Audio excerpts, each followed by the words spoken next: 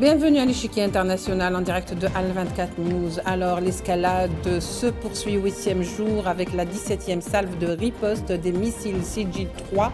Les événements se précipitent avec le Conseil de sécurité qui s'est réuni pour discuter de l'escalade alors qu'à Genève, les pays européens ont rendez-vous avec le ministre des Affaires étrangères iranien qui, lui, refuse d'emblée que les discussions portent sur autre chose que le nucléaire. Durant ce temps, les missiles iraniens continuent de pleuvoir sur les villes de Haïfa et de Tel Aviv en semant la panique sur les sionistes qui, de leur existence de colons, n'ont jamais connu pareil moment de peur. La riposte iranienne a gâché les vacances de la population sioniste, se prélassant nonchalamment sur les plages et sous le soleil, se souciant très peu du sort des Palestiniens se trouvant pourtant juste à quelques mètres qui, eux, meurent et souffrent dans l'indifférence. Retour sur ce bouleversement au Moyen-Orient.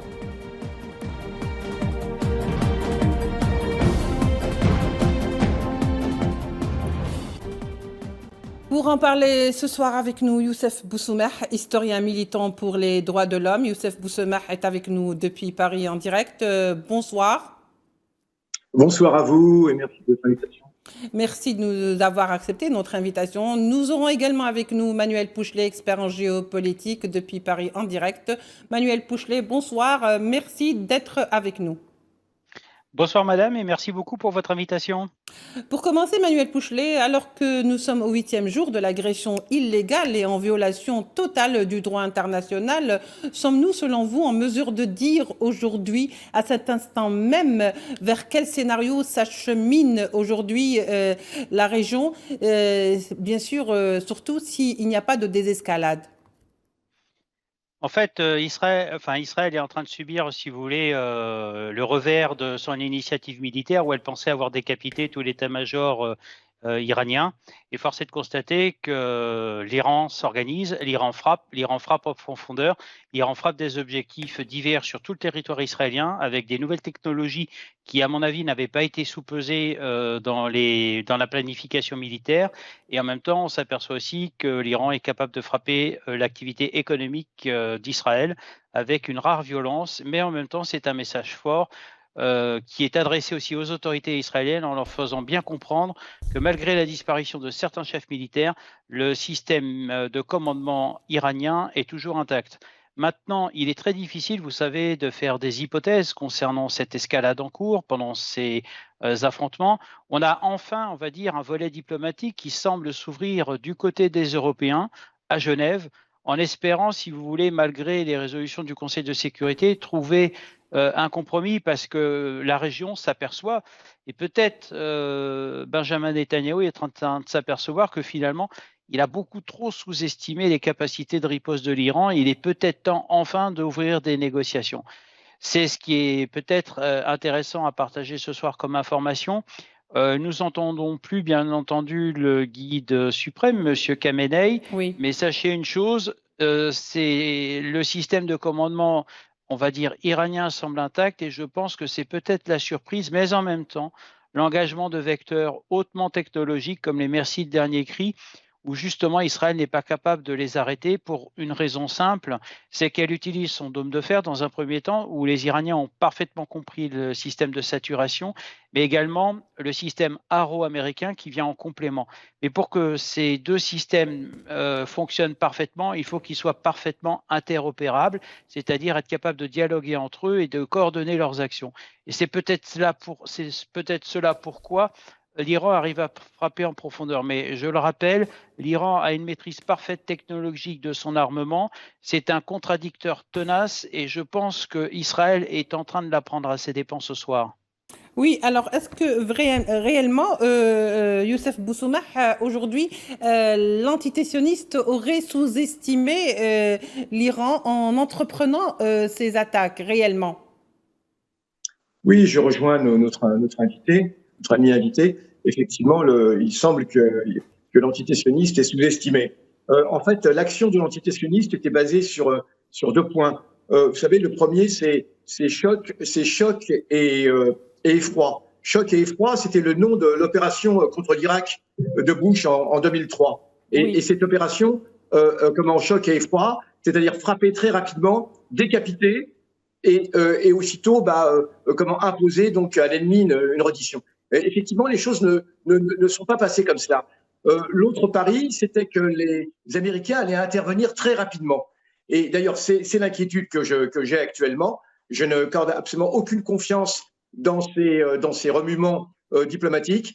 On a vu dans le passé à quel point comment disons la tactique d'endormissement était vraiment une tactique pratiquée par l'entité sioniste et les impérialistes américains. On l'a vu au Liban, malheureusement, à Beyrouth. Donc, de ce point de vue, il faut rester très, très prudent. Mais toujours est-il qu'effectivement, eh bien, l'entité sioniste a absolument sous-estimé comment cette réaction, d'autant qu'on l'a dit, le système de antimissiles israélien est un système multicouche. Alors, on l'a dit, il y a Bombe de fer, il y a Fronde de David, etc., il y a Arrow, mais il s'avère que les Iraniens ont envoyé dans un premier temps tout ce que je pourrais qualifier de leur ferraille, hein, de missiles, de façon à saturer le système. Une étude récente que j'ai lue dans la presse américaine dit que l'entité sioniste ne peut pas, à ce rythme, envoyer des antimissiles pour 10 jours encore seulement. Hein. C'est-à-dire qu'au bout de 10 jours, vu le prix exorbitant de chaque missile antimissile, eh bien, je crois que là, l'entité sioniste va se trouver devant un seuil. Il faut savoir que pour un missile iranien, pour le contrer, il faut envoyer une dizaine de missiles antimissiles et que le coût exorbitant des millions de dollars chacun ne rend pas ça possible. Autre chose, les Iraniens n'ont pas jusqu'à présent utilisé tous leurs missiles les plus performants. Oui. Et on voit bien qu'actuellement, le dôme de fer est en train de s'effondrer progressivement. De l'aveu même de l'entité sioniste, eh bien, on dit aujourd'hui qu'il a perdu 25% à 30% de ses capacités, oui. ce dôme de fer. Oui. Voilà. Donc, tout cela rend effectivement très, très problématique. Et en tout cas, l'offensive qui se voulait très rapide est un échec. Aujourd'hui, tout dépendra de l'attitude des États-Unis. Est-ce que finalement, Manuel Pouchelet, les sionistes ont manqué à ce point de stratégie, j'allais dire, en entamant cette frappe ou en lançant cette frappe? Est-ce qu'elle a été à ce point mal calculée qu'ils croyaient être eux-mêmes peut-être surpuissants, suprapuissants, puisqu'ils pensaient que leur dôme de fer leur évitera beaucoup de contre-attaque, alors que, comme disait à l'instant Youssef Boussemar, du témoignage même des Israéliens et des sionistes, le dôme de fer a perdu quand même plus de la moitié de ses capacités en l'espace seulement de 8 jours. Alors, que dire si l'escalade continue, justement? Je pense que les Iraniens ont compris une chose, c'est qu'ils vont inscrire leur opération dans le temps long, alors que les Américains et les Israéliens sont plutôt habitués au temps rapide. Et force est de constater que, de toute façon, le dôme de fer avait déjà montré, si vous voulez, de sérieuses limites lorsqu'il y avait eu des attaques, notamment du Hezbollah et combinées avec d'autres groupes situés en Syrie, où justement il y avait déjà eu des saturations avec des tirs de roquettes. Alors autant vous dire qu'une roquette ne va pas du tout à la même vitesse qu'un missile, alors que là les missiles, si vous voulez, qui sont employés, excusez-moi, par Téhéran, sont nettement plus rapides et qu'à l'heure actuelle, il n'y a pas spécialement de système efficace pour les contrer. En revanche, il y a un volet économique que l'on peut aussi parler, c'est que depuis le début des opérations israéliennes à Gaza, ils ont quand même dépensé 85 milliards de dollars. Imaginez cette somme convertie en construction d'infrastructures et de développement du pays, elle est passée dans la guerre à se lancer des projectiles, si vous voulez, à défendre différentes terres. Je pense que de toute façon, ils ont, comment dirais-je, pour utiliser une petite métaphore, ils ont foulé au pied un nid de frelons et je pense qu'ils ne s'y attendaient pas. Un petit peu, si vous voulez, comme la configuration des Américains à Mogadiscio en Somalie, lorsqu'ils ont été amenés à être obligés de combattre sur la nuit, alors qu'en fait, ils pensaient, je dis bien avec erreur, ils avaient sous-estimé les Somaliens à l'époque qui étaient capables de leur contrer leurs offensives. Je pense qu'aujourd'hui, Israël, il faut savoir que c'est une petite armée, elle est renforcée de réservistes qui sont pourtant formés et aguerris, mais force est de constater qu'avec cette nouvelle escalade, elle va encore une fois tirer les enseignements, comme on dit dans le milieu militaire, les leçons apprises et les leçons retenues, qui vont être, comment dirais-je, soumises après les opérations à l'étude. Est-ce qu'il faut former les personnels, etc. Peut-être que le dôme de fer ne fonctionne pas bien aussi pour des raisons différentes que nous ne connaissons pas. Je n'ose pas parler de cyberattaques parce que c'est un système qui est très particulier et hautement technologique. Mais en tous les cas, ce qui est inquiétant pour Israël, c'est qu'aujourd'hui, le sentiment, les Iraniens ont peut-être réussi un tour de force en faisant penser à la population israélienne qu'elle n'était plus protégée par cette avancée technologique qui jusqu'à présent dominait sa sécurité. Et l'objectif de l'Iran, c'est aussi d'attaquer plusieurs cibles en même temps pour démontrer ses capacités. Et force est de constater que cela rentre en parfaite contradiction avec le discours de Benjamin Netanyahou, qui avait dit qu'il avait éliminé toute une partie de l'état-major iranien et qui finalement fait preuve de résilience et riposte. Je pense qu'ils ont mal évalué les capacités iraniennes, puisque les installations militaires de production, etc., sont principalement souterraines, alors qu'on nous fait croire qu'il y a des agents du Mossad un petit peu partout en Iran. J'ai un petit peu du mal à le croire. L'ancien militaire que je suis, si vous voulez, a quelques doutes, ce qui est tout à fait normal, mais une chose est sûre, Téhéran est en train de nous montrer des capacités qui, à mon avis, n'étaient peut-être pas prises en compte dans le journal de marche des opérations, malgré une force de frappe aérienne, je précise, principalement aérienne israélienne, alors que votre invité a mentionné quelque chose de très intéressant. J'ai en mémoire. Oui, j'ai en mémoire, vous savez, les propos du général Schwarzkopf au moment de la première guerre en Irak. Il avait été très clair, il avait dit « Si nous arrivons à crever les yeux et ses oreilles de l'ennemi, il ne pourra pas réagir ». Rappelez-vous, à cette époque, peu importe les rédactions de journalisme qui avaient présent et qui suivaient cette actualité, on nous disait que l'armée iranienne était irakienne était la 6e au monde et finalement elle a été défaite en 15 jours. Maintenant, Téhéran résiste, nous sommes qu'à une semaine. Je pense que les opérations vont s'inscrire sur le temps long et nous faire croire que ça va durer une dizaine de jours. Non, je pense qu'il faut aussi prendre en compte le temps de la diplomatie qui n'est pas celui de l'action sur le terrain en tout cas.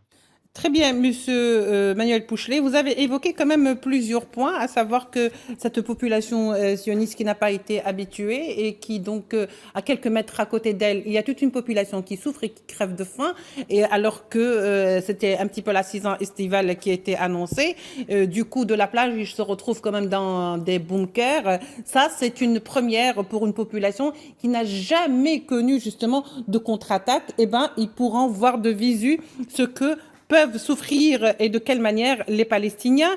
Vous avez également parlé de garantie. Est-ce qu'on finalement, par exemple, le fait que peut-être d'avoir mal évalué cette opération ou du moins ses répercussions, Youssef Boussoumeh, dans ces cas-là, est-ce que vous ne pensez pas que réellement Netanyahou veut entraîner ou a en tous les cas des notions pour vouloir entraîner les États-Unis dans ce bourbier avec l'Iran? Est-ce qu'il avait réellement des garanties avant d'entamer ou de lancer cette opération?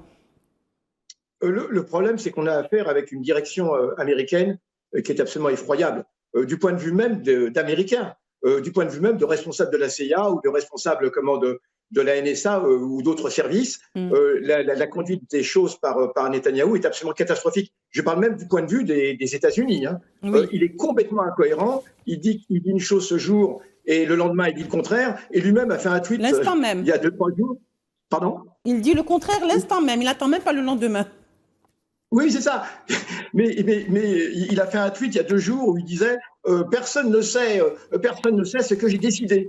Oui. Mais j'ai envie de dire, mais lui non plus, il a toujours pas, il sait toujours pas ce qu'il a décidé. C'est pour ça que je dis, est-ce qu'il n'est pas entraîné dans les faits finalement? Alors oui, vous avez absolument raison. Je crois que là, on a un cas vraiment tout à fait typique où un chef d'État est entraîné par un autre. Il est évident que Netanyahou a complètement intoxiqué, si je puis dire, Trump de ce point de vue.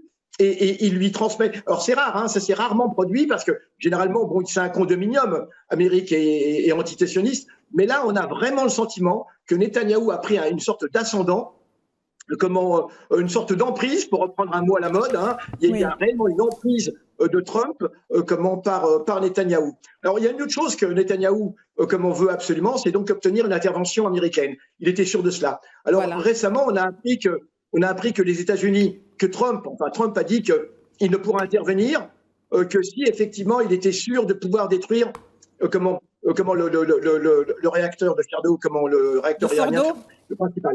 Et pour cela, ces experts lui ont indiqué que même les bombes anti-bunker, qui peuvent aller jusqu'à une soixantaine de mètres, je crois, ne seraient pas suffisants. Alors, il a évoqué, et la seule possibilité, ce serait d'utiliser une petite bombe nucléaire, ce qu'on appelle des mini-nukes. Tellement facile. Évidemment, ça changera absolument, complètement la configuration. C'est absolument terrible. Mais il y a une autre chose que Netanyahou a ignorée, et je reviens sur ce qu'a dit notre ami invité, c'est que la direction iranienne j'ai lu aussi récemment qu'elle avait non seulement doublé mais triplé, mais pour certains postes de commandement, ça va jusqu'à 10 remplaçants qui sont prêts à prendre la place. C'est-à-dire qu'on a une direction iranienne qui s'est vraiment préparée à une guerre de longue durée, selon la phrase de Mao Tse-tung. Et c'est effectivement cette guerre de longue durée. Je ne suis pas sûr que les États-Unis et Netanyahou s'y attendaient. D'autant plus que l'électorat de Netanyahou, on l'a vu aussi récemment, est absolument hostile. Il y a des sondages qui ont été faits, est absolument hostile à cette guerre. Et c'est aussi à cela qu'est confronté Netanyahou. Et avec le fait, vous l'avez souligné, que la population de l'entité sioniste n'est pas du tout prête à cela. Le journal Haaretz, il y a quelques jours, disait que c'était, je crois que c'est un sondage qui datait du mois de mai, donc avant même l'attaque, disait que 40% des Israéliens envisageaient de quitter le pays éventuellement, pour un temps ou pour longtemps. 40%, c'est absolument énorme. À tel point que des mesures ont été prises par le gouvernement israélien qui interdit le départ, qui permet le départ en tout cas pour uniquement les touristes et les gens qui ont une double nationalité. Donc voilà, on est dans une situation d'une guerre de longue durée. Encore une fois, les Iraniens, comme les peuples du Sud, sont des marathoniens. C'est sur la durée qu'ils comptent. Et encore une fois, vous l'avez dit, les impérialistes, eux, veulent toujours un résultat rapide. Il n'est pas sûr que cela coïncide. Alors, bien sûr, il y a eu Conseil de sécurité qui a planché sur la question et des appels au dialogue comme celui du secrétaire général de l'ONU et bien entendu de l'Algérie qui en battent le pas. Il y a également cette réunion très importante à Genève qui donc réunira le ministre des Affaires étrangères iranien avec des chefs d'État et de gouvernement européens pour discuter du nucléaire. En tous les cas, c'est la raison pour laquelle cette réunion a été convoqués. Mais, bien entendu, est-ce que vous pensez, Manuel Pouchelet, qu'ils vont se restreindre à la discussion au nucléaire alors que, bien sûr, Araghchi a déjà annoncé la couleur en disant que nous ne voulons absolument pas qu'on discute justement de ce qui se passe aujourd'hui et que la question des attaques restera suspendue telle qu'elle est et jusqu'à ce que, bien sûr, l'entité sioniste ou qu'il y ait un cessez-le-feu ou que les hostilités donc stoppent. Moi, je pense que la négociation à Genève avec tripartite côté européen, quand on voit les participants, il faut savoir que la Grande-Bretagne, l'Allemagne et la France sont très impliquées en Iran puisqu'elles y ont des marchés, faut être honnête. Et en même temps, c'est peut-être une alternative crédible à la négociation à l'américaine puisque les républicains ont une capacité de négociation faible. Pourquoi? Parce qu'ils ne connaissent pas le dossier, si vous voulez. Et le Moyen-Orient a ses spécificités, notamment au niveau des alliances et des renversements d'alliances. Maintenant, ils avaient été aussi, en 1970, par la voix de Henry Kissinger, très méprisants envers les Européens, où il avait dit « l'Europe, c'est quel numéro ?» Il parlait bien sûr d'un téléphone. Maintenant, aujourd'hui, en 2025, peut-être que les Européens ont une solution, mais vous remarquerez, ce n'est que 3 pays d'Europe, ce n'est pas l'Union européenne. Et c'est là que l'on voit aussi la faiblesse de cette organisation qui est principalement économique et non diplomatique. C'est ce que j'emploie souvent comme expression, c'est un nain politique et un géant économique.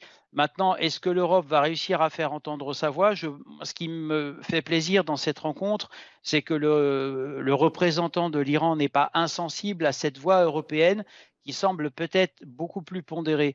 Mais pour revenir à Benjamin Netanyahou, il y a une chose qu'il faut peut-être dire aussi, je pense qu'il est aussi acculé sur son pays. Pourquoi? Parce qu'il a dans son parti politique des extrémistes qui vont le pousser à faire des erreurs.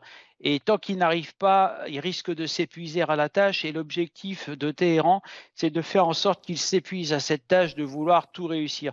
Aujourd'hui, il est en échec et peut-être que face à cet échec, pour l'instant, je précise bien pour l'instant, il serait amené, on va dire, je n'ose pas dire démissionner, il faut être honnête, mais c'est ce que vous m'avez évoqué est quand même très important. Maintenant, est-ce que l'Europe va réussir à négocier? Ce que je constate dans la délégation européenne, je ne vois pas, en revanche, Madame von der Leyen. Alors certes, il y a la représentante de la politique, de la diplomatie européenne, mais je constate aussi que l'absence d'un chef d'une organisation telle que l'Union européenne fait cruellement défaut. Et ça, je pense que l'Iran va le comprendre comme un message fort. Vous savez, en diplomatie, ne pas se présenter à une réunion ou ne pas y assister est vécu comme un affront. Donc forcément, ça peut rapidement bloquer le dialogue ou toute capacité de sortie de crise. Mais l'objectif peut-être de l'initiative européenne est de trouver une voie. Mais vous savez, dans les relations internationales, notamment avec le Moyen-Orient, plus vous multipliez le nombre d'acteurs pour la négociation, moins cela fonctionne. C'est ce Oui, qu'il faut retenir. Et sachez une chose, vous l'avez dit dans vos éditions télévisées, le seul pays qui est capable de ramener cette situation au calme et qui est capable surtout de discuter avec toutes les parties en présence, c'est le sultanat d'Oman. oui. Rien d'autre, personne d'autre. Il est capable de s'adresser aux Israéliens, aux Iraniens, aux Saoudiens, aux Turcs, aux Très bien, Jordaniens, et voilà. Mais c'est très important de le dire ce soir, très bien. et Oui. j'espère avoir répondu à votre question en tout cas. Très bien. Donc, on l'aura compris, peut-être que le sultanat d'Oman reste quand même le pays du salut, puisque de toute façon, même l'Europe est partie prenante quelque part par sa complicité. Monsieur Boussouma, en quelques minutes, parce qu'il ne nous reste pas beaucoup de temps, je voudrais que vous nous expliquiez pourquoi l'enrichissement de l'Iran, de son uranium, constitue aujourd'hui une menace. Lui qui a ratifié tous les traités de non-prolifération d'armes chimiques et pas l'antitissionniste qui, elle, travaille sur son programme nucléaire sans être inquiétée, ceci d'une part. Et puis, autre fait important, combien même l'Iran représente une menace nucléaire dans la région, est-ce à l'antitissionniste, justement, de l'en empêcher de cette manière? Est-ce que c'est le rôle Certainement aujourd'hui? pas. Certainement pas. L'antitissionniste qui elle-même a un nucléaire qui est totalement illégal, qui a été obtenu grâce à la France, qui a été, rappelons-le, un nucléaire qui a été expérimenté en Algérie, au détriment des populations algériennes. Il ne faut pas oublier cela, ce qui a provoqué une explosion des cancers. Hein. C'était l'affaire de Guy Mollet, et c'était en échange de l'intervention contre l'Égypte, l'agression tripartite en 1956. Hein. Donc le nucléaire israélien est totalement illégal. Et puis, bien sûr, comment l'antitissionniste menace même tous les pays de la région. Il dispose de 200 missiles nucléaires. Alors, en fait, le but réel, c'est un mensonge total. L'Iran a dit depuis longtemps qu'il n'était pas du tout intéressé par la construction d'une bombe. Et d'ailleurs, des experts disent que si l'Iran voulait la bombe, il aurait pu l'obtenir depuis très longtemps. Depuis très longtemps. Hein. C'est pas du tout une technologie qui est compliquée. Il disposait d'assez d'enrichissement. Donc, le but de l'Iran est d'assurer son indépendance économique. Son indépendance économique par son indépendance énergétique. Et c'est la raison pour laquelle il enrichit effectivement de l'uranium pour un certain nombre de centrales certaines qui sont opérantes et d'autres pas encore, mais qu'il prévoit. Donc c'est un mensonge total. Il n'y a jamais eu de danger nucléaire iranien. Et d'ailleurs, les Occidentaux le disent, la CIA le disent, tous les services de renseignement occidentaux le disent. Il n'y a pas de danger, c'est une fabrication, c'est un mensonge du même type que les mensonges américains pour justifier la guerre Par rapport à d'Irak. l'Irak, Rappelez-vous, les armes de destruction massive. Très bien, voilà. merci beaucoup, Voilà. Monsieur Boussouma, pour cet éclairage.